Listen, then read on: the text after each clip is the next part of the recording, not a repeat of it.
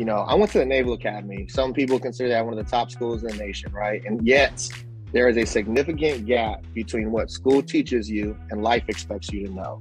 And I've been on a hell-bent mission to educate myself as much as possible, to bring it back to my family, to my friends, to make sure that we can have higher level conversations, because people speak to you on the level you're at. And unfortunately, if we don't take the time to get educated, we can never understand this foreign language of like economics and financial literacy and business development. So that's really been my driver, is how can I learn as much as I can to be able to explain it to those around me and those I love and trust.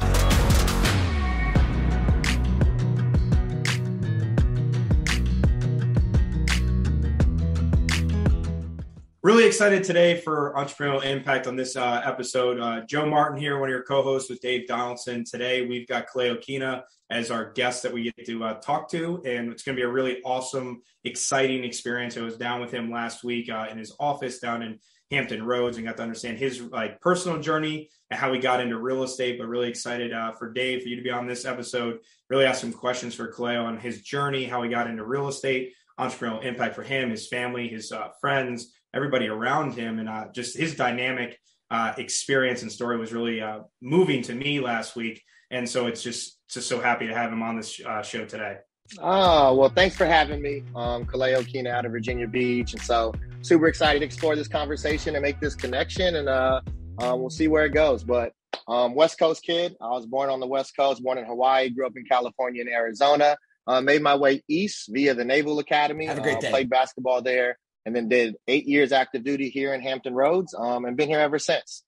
So did 8 years. In 2017, I transitioned out of the military, and that's where I found my next love, which was real estate. So that's how I got to today. And so it's been awesome being in leadership with the both of you, and had amazing opportunity. GK or Gary Keller says people often overestimate where they can be in 1 year and underestimate where they can be in 5. And so I've been with Keller Williams since 2019. And I can say it's definitely changed my life as I sit here in 2022. What drew you to the Navy? How'd that start? Played college basketball. So I was on a big high school team in Arizona. We were ranked nationally. My entire team went Division I. I went to the lowest ranking school out of all of those guys. And so, some of my friends went to ASU, Stanford, Indiana, Creighton. I went to the Naval Academy. And so that's where I got. And then I got stationed in Hampton Roads. And so that's how I got this way. I don't want to toot my Sixers horn, but James Harden was at ASU when I lived out there. Yeah, one of my best friends played with him and actually runs his AU teams out of Arizona. So Christian Polk, yeah, shout out Arizona. I loved it out there. It's a great place. I lived there for 14 years. So Kaleo, you told me your full story when I was on site, which you're definitely being very humble today in regards to where you were, how you came, and your mom's support and the direction she gave to just go out, try something new. And I think from knowing you personally, the entrepreneurial spirit really started somewhere around, I'd say, in the end of high school, because your mom was like, get out of here, go on the East Coast, go out to the Naval Academy. There's no other choice for you. You too? Well, it was a great story, man. I think what would be really cool to hear is just so everybody listening is kind of what's your team at right now? So if you had size, volume, units, right?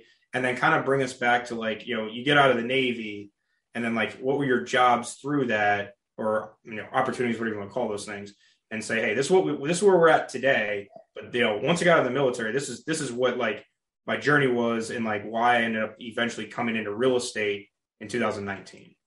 No, absolutely. So kind of two parts of that. So today, I'm a partner on CoVA Collective Realty team right out here in Hampton Roads. And we last year did 83 million in volume.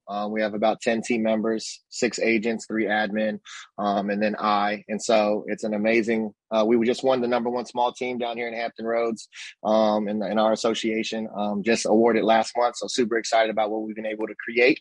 And then kind of how it started, a little bit rewinding back to what Joe was talking about. My mom was a single mother. And so she had me when she was 16. And so we went to California because she played college there, college volleyball. She's been married a couple of times, and then we made our way to Arizona. And so my mom was away from home young, right? And so when I had the opportunity to explore what college I wanted to attend, I wanted to stay close to home. I was the oldest of four in my immediate family from my mom. And so I wanted to be close enough to kind of still be home. And when we went over our top five, where I was going to go to school, her top five was all the Naval Academy. And so my answers didn't matter. But my mom's my best friend. And if that's what she wanted me to do, that's what I was going to do. And so she just said to me that, not everybody has the opportunity to leave. And so she said, you'll always have the opportunity to come home. And so I want you to go, right? Go be great. And if at any point, life says that you stumble here or there, mama will always be here for you. So that was powerful for me in that she allowed me to kind of go spread my wings, as her and my grandma would like to say. And so that's why I went to the Naval Academy, and it kind of pushed me right from there to always make her proud. And she instilled in me very early age that everywhere I go, right, I'm representing my family. And so everything I do, my goal is to make my mom proud, or do the best that I can to make her proud. And so she can look over and say, man, that's my son, right? And so I'm excited for that opportunity. When I got out of the Navy, now transitioning to the second part of the question, it's like, what are all the steps or positions I've held in real estate? And so it's been a very fast, but exciting, career in real estate. I got into real estate in 2017. Right when I transitioned out of the military. And so I started a local boutique brokerage here locally and ended up winning Rookie of the Year in 2018. But I was looking for an opportunity to grow. It was a lead-based team. So essentially I was like a lead converter, cold calls. Like, it's funny because now I have agents that are like, that's a bad lead. And I'm like, I didn't even get good or bad leads. My goal was just to get somebody to answer the phone. That was like the first win. It's like, oh, they answered, right? Oh, I got their name. Like, those were my wins. Like, and then we didn't even have the conversion conversation. And so, are you even a buyer or seller? And so it's kind of funny how the transition has been. But so I started on a lead-based team. Wasn't the place for me. However, it taught me a lot about just, getting used to utilizing those opportunities to get closer to a yes and develop relationships and stuff like that. So it grew. But when I asked for more opportunity, their opportunity looked like, we can give you more leads. And at that point in my life, I think I closed 24 deals in 18 and 21 were from my sphere of influence. And so it wasn't that I needed more leads. I just needed to know, like, what was the next step in business? And they weren't able to provide that for me at that moment. So I was actively looking for another opportunity. And so my currently at the time managing brokers went to Keller Williams. And so I followed them to Keller Williams about a year later after they left. And that's kind of where I've made a home. And so when I was at Keller Williams, I started off as a single agent, just trying to do more production, right? Be more efficient. So utilizing the tools and resources that KW offered in terms of like just running your business at a better level. And so I was able to do 45 units in my first year at KW, which would have been 2019. And then in 2020, I adopted the models and systems. So I began to scale my team. So I brought on an admin, and then I brought on 2 agents, kind of all at the same time, like within the span of 6 months. And so that year we did about 98 units for 20 plus million. And then I was offered different opportunities in leadership, like the TL position. And I had turned it down multiple times, but I felt that this was a great opportunity to have a bigger impact than just like the ALC or the Agent Leadership Council, or just as an agent. Not that that's a bad thing, but I wanted to impact the market center in a way that I thought maybe the team leader position would give me that platform. And so KW continued to help me grow my mindset and my understanding of business. So I created a partnership with my current partner now with CoVA Collective Realty team and Megan Morris. And so last year, while I was a team leader, the team pretty much was able to run on its own with great leadership and me a part of it. But we did 83 million for 249 units. And so I now have more opportunity in front of me. And so Keller Williams has truly been a platform where, every year, my ceilings become my floors, and I'm just eager to continue to learn and grow in this opportunity that I've been given.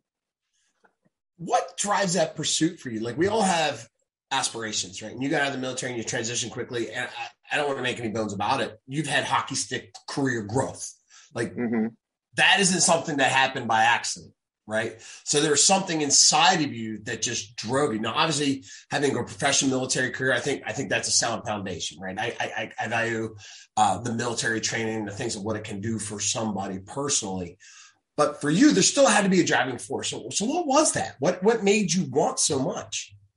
I mean, foundationally, like sometimes you want because you were one that never had, right? And so growing up, as I said, my mom was, we all have a story. So let me preface it by saying everybody has a story. Well, this is the place to tell that story, right? Yeah. Yeah. So I think everybody's empowered to utilize their story to motivate them. But in 2000, one of my stories was, it was I'm a grinder. Athletics, the military, we always execute the mission, execute the mission. There's no excuses. There's a certain grit and grind that I've become accustomed to by the nature of the fields of being an athlete and then being in the military. And so I applied that very quickly to what I would call my civilian career as a real estate agent. But it was eye-opening because we would get up and I'd be at the ship by 5:30 or 6 for quarters. I get to the office at 8:00 and people assume, oh man, you're the hardest worker in the room. You're amazing, right? Because I'm in the office at 8. But where I used to be, that's 2.5 hours after we had to be at the ship. So in my head, I'm like, am I really that hardworking, or is the civilian life just lazy? That's what I thought at the time.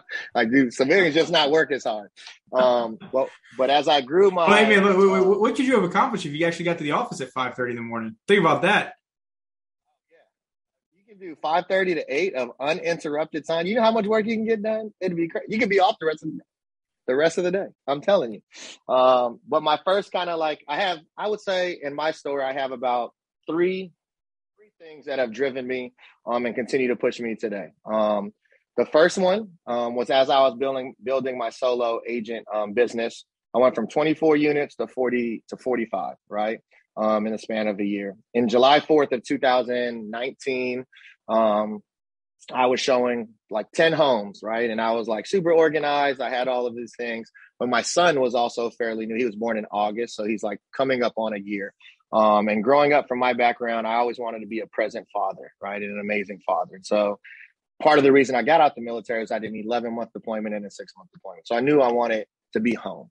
And in this moment, I'm showing 10 homes. My wife is working. I have my son with me. He's still in the crib, in the car seat. And so it's easy for me to take him. He probably sold a couple houses for me because he's so cute too, right? And so it makes you relatable. It makes me babies do come in handy, don't they? Yeah. People were like, feel bad for you. Like, how are you going to put food on the table? Exactly. They're like, he's a dad. He's a good guy. He's got his son with him, right?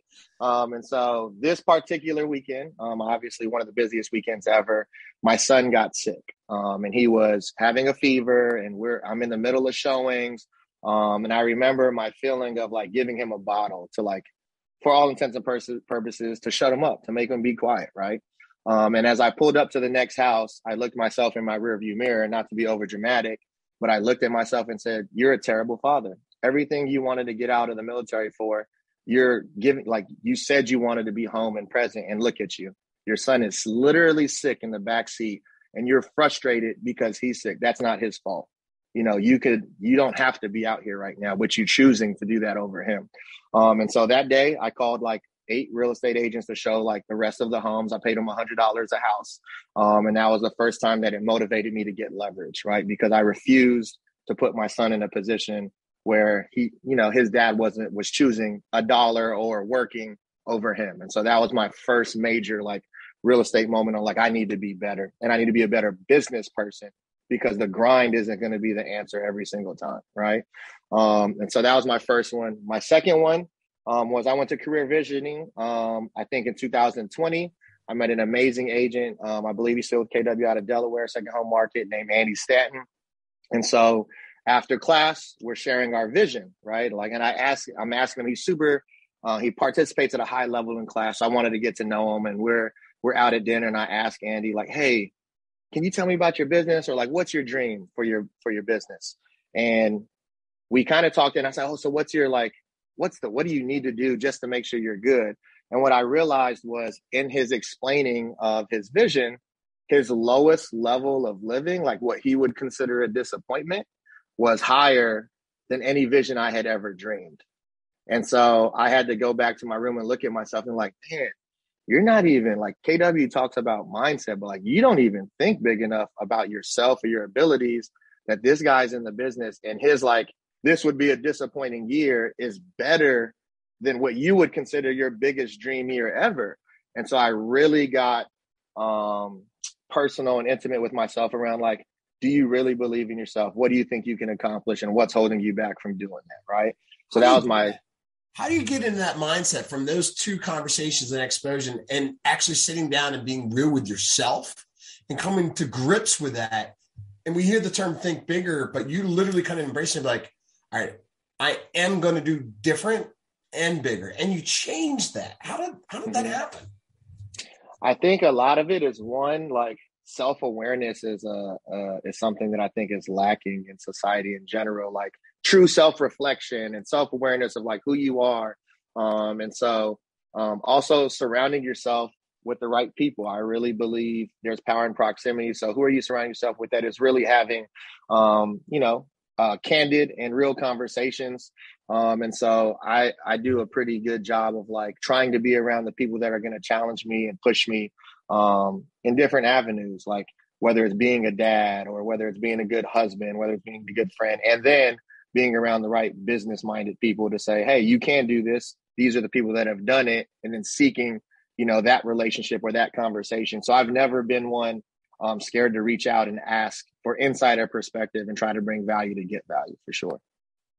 It wasn't just leverage for you in finding the people, but it was leverage in finding the people that have done it.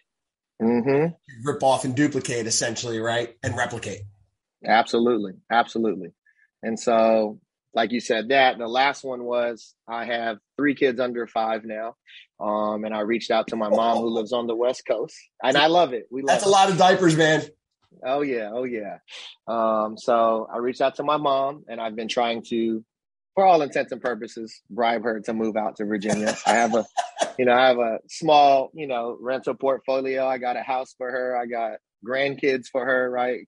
And so this was the first time. I've never asked my mom how much she made, or that's none of my business as her son. Right. And so, but this was the first time she was like, oh, I'm not sure. And then she sent me a resume one day and I'm like, Mom, why'd you send me the resume? Are you thinking about it? And she was like, yeah. And so then I finally got to a point where I said, hey, Mom, it actually was like a position was opening up. And I was like, you should check out this position. What do you need to convince you to come out here? And it was eye-opening and sad and powerful at the same time. But she called me and said, and made this, son, I don't think you're going to be able to do it. I make like $65K in benefits and, I don't want to put that on you. Right. And so keep in mind, my mom's been at this company for 20 years, like the whole time. And this was eye-opening to me because that July, the same July that I had the revelation with my son, is I closed 12 units that month as a solo agent. And that was my first month where I had over 100K in GCI. Right. And so in that moment, my mom, who's been the hardest worker, my number one, source of inspiration, like in her head, she was talking to me and thinking that I couldn't afford, or that we weren't in a space to afford $65K in benefits. And that just made a huge mind shift on, I went to the Naval Academy. Some people consider that one of the top schools in the nation, right? And yet there is a significant gap between what school teaches you and life expects you to know. And I've been on a hell-bent mission to educate myself as much as possible, to bring it back to my family, to my friends, to make sure that we can have higher level conversations, because people speak to you on the level you're at. And unfortunately, if we don't take the time to get educated, we can never understand this foreign language of like economics and financial literacy and business development. And so that's really been my driver, is how can I learn as much as I can to be able to explain it to those around me and those I love and trust, to include my family, but my team and our agents and all of that. So those were like my big 3 wickets as I've gone through this business in the last 5 years. I got some thoughts here, like to kind of bring it back. You said that like your 3 ahas or your 3 learning things, like as you've come from when you started to where you're at today, was leverage, vision, And then for everything you just brought up, I would consider that like purpose, or oddly enough, impact. Shocker as to why we have you on here today. We're kind of smart, right? So like if you were to give some takeaways for people, like when I think about leverage, I think about at some point the value of time actually is way more than any type of dollar amount. You actually get to a place where you're like, I'm trying to increase my dollar per hour. So when I think about leverage, I think about how do I increase my dollar per hour, but also realize that I've got value and what I actually need is time, and that somebody else has value, right? And then when I look at vision, that vision is actually, I've always internalized saying that I've got to see it before I can go do it. That like I can actually make it real. And what does that look like? What's that feel like? What's my life look like? What's my family look like? What's the people around me, right? And then eventually you say the cause, right? So if I can get time, visualize an amazing life, and then realize that the time that I get back with that amazing life has this amazing impact, right? That has this amazing change, this transcendence, if you will, of like generational like creation, right? And I think that's the piece that as I hear you talk about is that you're literally saying, hey, as I've gotten financially secure, leverage or time means more to me. That the ability to have a bigger vision to then pour that vision into reality because it actually impacts other people. And I think that's an amazing journey for you that I just want to reiterate, because that's what I took away from just like what this career being an entrepreneur has done for you and your family. Right. No, it's definitely changed my life. And I don't say that lightly. I think sometimes people get like self-conscious about it, but quite literally it did. When I graduated or when I got out the military, I wasn't like terrible with money. I didn't have any debt. So I was good there. Right. And I probably had about $8,000 saved in my savings account. And to me, and where I'm from, no debt and $8,000. I mean, I was living a good life. If you ask any of my family, you were winning. Winning. Yeah, I was good. I was good money right there. Like I'm good. I'm doing good. And then as I kind of grew in my business, I realized like even with my first hire for leverage, right, I was scared to spend money on a salary because I've never had that before. And then in my head, it's like $30K. That was my first admin salary. It's like, that's a lot of money. But you know, I say old sayings are there for a reason, but like, you got to pay to play, or scared money don't make money. Those have small foundational roots. And like, you do have to invest in your business or in yourself in order to get higher level returns. You just got to hold your money accountable. And so it's about how the business has affected my personal life. I said that to say my net worth when I got out was about 8,000. Last year in October, my net worth crossed over $1 million, like an everyday millionaire. So not liquid or anything, but in terms of like equity in my assets and some cash flow, and some savings. Like that was a huge like thing. I always joke that I wanted to be a millionaire before 37. I don't know where I got 37. It just had it. And so now I'm there. And now it's like, well, since I'm an everyday millionaire, like I want to be a millionaire in like liquid assets by 37. Now I changed it, right? But it's similar. But it's not only how it's impacted myself, but I mean, I have two amazing stories on my team. Is like, how can you provide more for others too? Because it's not just about me. It's like, if you're keeping, I don't want to be Mr. Scrooge where I die with a house full of money. Like, how can you make the biggest impact, right, on other people's lives? And so one of my top agents today, it's only her second year in business, but as a, you know, people have a negative connotation as a showing assistant, right? Last year, she made almost 100K. She made 96K, right? Not only that, but like her previous year, she drove the Oscar Wiener mobile or whatever, the Oscar Mayer Wiener mobile. And like her annual salary was 30K. She literally made, wow. Yeah, she literally made, you know, triple her income in her first year in real estate as a showing assistant. Right. And then this year she is now a full-time agent. I'm not even exaggerating, making this up. Next month, she's going to close 7 units for 32K in GCI. In 1 month as an agent on our team. 2 years ago, she's making more than her annual salary. I mean, that's life-changing. And so like we were able to have an impact on her. And like, that's the kind of stuff I live for.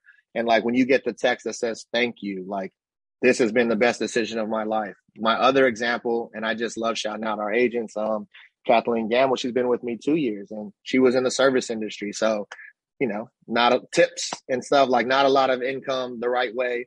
And so last year was her first time. She bought her own home, you know, in less than 2 years. And then she made probably about 80K, which is, she was making 35K in the industry. I remember hiring her because it was a buddy of mine's wife. He asked me if I can do him a solid because of COVID. And I wasn't ready to grow, but I'm like, I really want to help this person. And so I said, hey, obviously we take them through CV, but like, what is your best vision for what you want to make? And what is your lowest? And I remember her coming and she reminded me of like the grit and grind of my mom. She was like, okay, she has 4 kids, keep in mind, and she's married. And she's like, I just need 30K. Like, that's all I need. She was like, if you pay me 30K. And I remember thinking, Kathleen, I will pay you 30K in a W-2 salary if that makes you feel more comfortable. And I guarantee you I will make more money off of you paying you that than you're going to. So I said, let's do this. Take the job 6 months in. If you're not on pace to make 30K, because you are, it's a given. But at the end of the year, if you don't 30K, I'll cut you a check for the difference. That's how solid I know you're going to make in this industry with our business. And now, I mean, it's their second year. She's on pace for 6 figures again.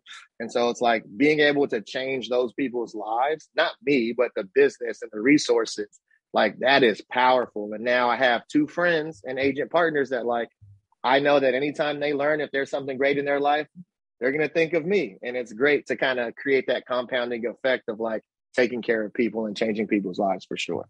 So I've heard you reference systems, models, and tools, right? We talk about hockey stick type of growth, but you keep hanging your hat on CV. For a lot of people, if you don't know what it is, that's career vision. Right? So that process, you've obviously mastered that process, because I know a lot of teams and associates that hire people and struggle and go backwards and struggle and go forwards or sit still. But that has not happened for you, which I'm not going to lie, seems a little bit of a rarity. So how were you able to take what you learned and identify that talent and have explosive growth at the same time? All right. So let's clarify that input to say that I have not gone bad with CV. Right? And so I think where the answer lies in is that some people get discouraged, get a bad hire, or it doesn't work out. Some people get discouraged when they say, oh, I'm just going to partner with this. They're going to take all my stuff and then they're going to use it, right? Like that's the wrong mindset. So the CV process has allowed me to get in real relationship and understand stories to see if they're in alignment with like the kind of person I want to be in business with, and have given me stronger opportunities to convert on that in terms of our operation side and our agent side. Now, have I failed? Absolutely. I mean, we're in a transition for listing manager right now as we speak. And I've had previous admin hires that weren't the best fit. But with the CV process, it allows me the confidence to know I have a process to like hurry up and make, like it's one person, my partner is like, oh man, that's such I don't know if we should do it again. To me, I'm like, oh man, we found the type of person that doesn't fit. Now we can like, our next CV is going to be even better because we know exactly what we don't want. Right. And so like we can continue that process. And so I think my mindset on just pushing forward, and that comes back from the military, like execute the mission. Like, okay, that was a failed, whatever mission on that one, but the next one's going to be the right one. And so really having the mindset to continue to keep going. And I think, like you said, the hockey stick effect, even for agents and in leadership, like you got to be committed to that, to just getting it done until the time shows up for you to reap the rewards. But some people don't last. It's kind of like in sports when they say you got to catch your second wind. But I'm telling you, at the end of your first win, when you're dog tired, sometimes you just want to quit, and you got to keep it going before you catch that second win. I think what's really good there that you're hitting on, Kaleo, is that for any of us, it's all about mastery. And I don't care what anyone says. Like, go to a million trainings, go listen to some videos, go read a book, go do some workbooks, and go talk to a million mentors and have it on your like coaching agenda each week. But until you actually like rip the Band-Aid off and go do the activity, you're not going to have real-time feedback and listen to certain questions and watching certain things. And the ultimate learning for humans is to go out and do it. And I would encourage anybody that's like small business owner, whether it's in real estate or outside of that, that the only way that you get to a massive scale and have massive impact, what we're talking about from a visionary standpoint, is getting people into your world. And far too often we master the taking a listing or the amazing way to deal with needs analysis and get buyers under contract. That over time, that becomes very simple. And what very few people ever master is the ability to interview and understand what people's great strengths are to attract them to an opportunity that actually makes them a better version of themselves and actually scales out their impact. And I think that's the piece of mastering hiring, is just like, all right, failed at that one, getting back on the horse, going to do it again. I'm going to do it again. I'm going to do it again. Because once again, if you think that like I'm horrible at hiring people, well, yeah, you're horrible at hiring people because you haven't done it enough, right? Like think about when you're riding a bike, you weren't a master bike like person until you fell off like 10 different times and scraped your knees and realized, well, guess I should balance a little bit more. And then when you get to my age, I don't want to be on the speed bike. I want to be on the beach cruiser because my butt doesn't hurt as much. But that being said, you got to get back on the bike, right? And I think that that's just it's a great thing to see is this understanding that the only way I'm going to get better at something is to lean into the awkward, to lean into something that's uncomfortable and be okay scraping my knees, knowing that I'm going to be better 90 days from now. I'm going to be better in 3 years from now because I committed to that people mastery, which is the only way to truly be able to scale out your impact. And I just think it's amazing. No, I appreciate that. I think what you just said is like, I have like 3 tenets of like success that I tell people. And one is relationships. I really do believe that everybody is one relationship away from changing your life. And so like, how many people are you exposing yourself to in order to try to create that relationship?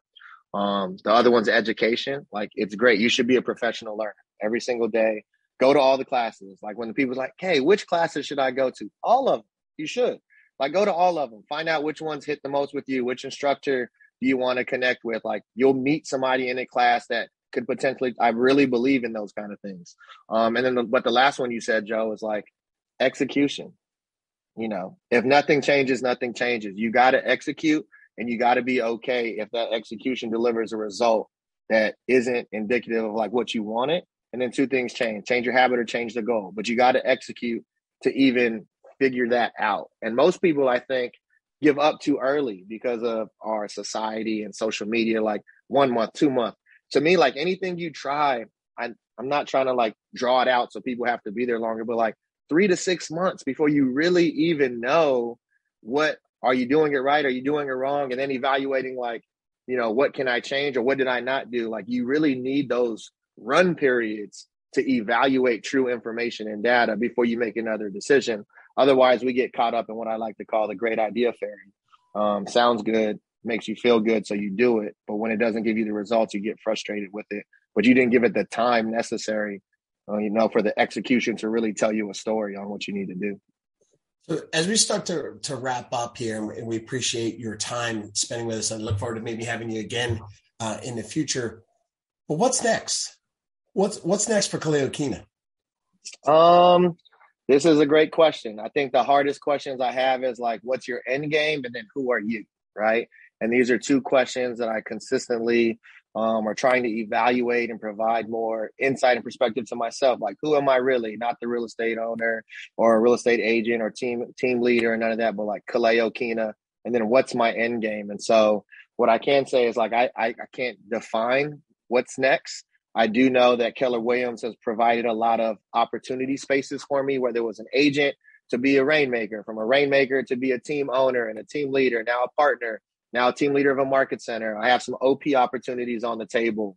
There are some territories that I would love to expand in. And so like Keller Williams has exposed me to these larger opportunities that I'm like, man, 5 years ago, 3 years ago, 2 years ago, it would have never been on my radar. And now they are.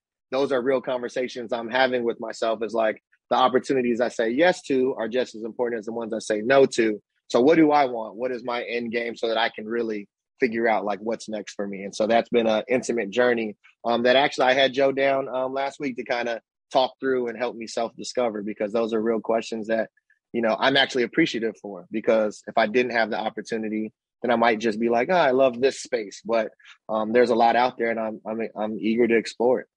It's kind of what I love about not just our industry, but Keller Williams itself, is that when you have the drive and when you have the mindset, while there are opportunities within real estate, you've created those opportunities and put yourself in a position to grab those with both hands for yourself. Yes, absolutely.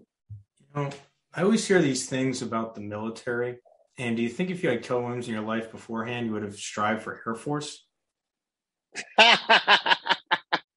No, I'm Navy all the way. We call them the I'm sorry, but I had to. Go Army. You didn't say, yeah. Go Army. See, I was going to say you were good because you didn't say go Army, but now. Now we're striking nerves. Hey, we're supposed to be really uplifting and stuff like that. We don't need to be striking nerves.